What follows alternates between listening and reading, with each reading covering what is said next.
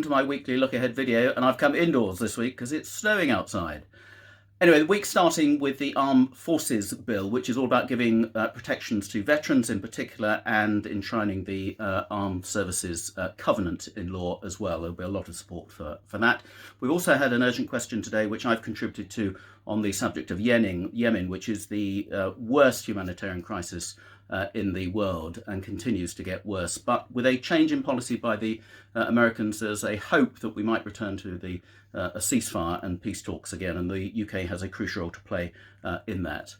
Tomorrow is going to be an important day, Tuesday, because of the trade bill coming back and some controversial amendments from the House of Lords, and particularly the one around genocide, such that it should have an impact on our trade policy, that we shouldn't be trading with nations which are clearly committing genocide. And some of us have made the case for the genocide that's being committed by China at the moment against the Uyghurs. That's why I'm supporting this amendment, which means voting against the government, which has come quite a long way in toning down the language within their own amendment, but it needs to go further, and I'm certainly going to be making a stand on this one as a long-term opponent of the human rights abuses that I'm afraid all too regularly go on in China.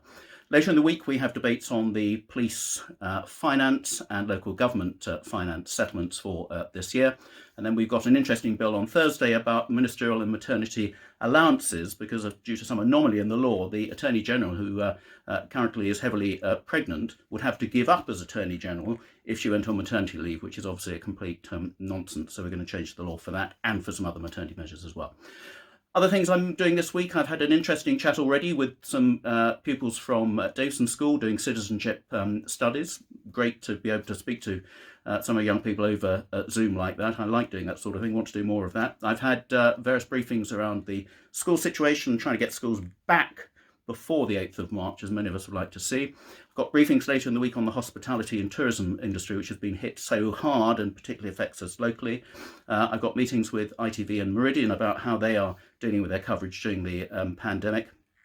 Then there's a meeting with the Secretary of State for the DWP about the government's poverty strategy. The Home Affairs Select Committee this week is starting an inquiry into abuse against shop workers, and we've had an extraordinary number of submissions about that real problem.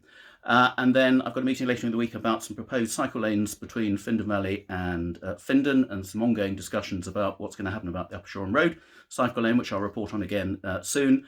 And then I've got a meeting at the end of the week with St John's Ambulance and some of the local movers and shakers and councillors about how we can raise some funding to keep the St John's Ambulance headquarters in Southwick. And then again on Friday, I'll have lots of briefings on the vaccine rollout. I'll post my usual weekly update on Saturday, which seems to be going down very well, and great progress being made there, both locally and nationally. So get your jab as soon as you're invited, and in the meantime, continue to stay safe.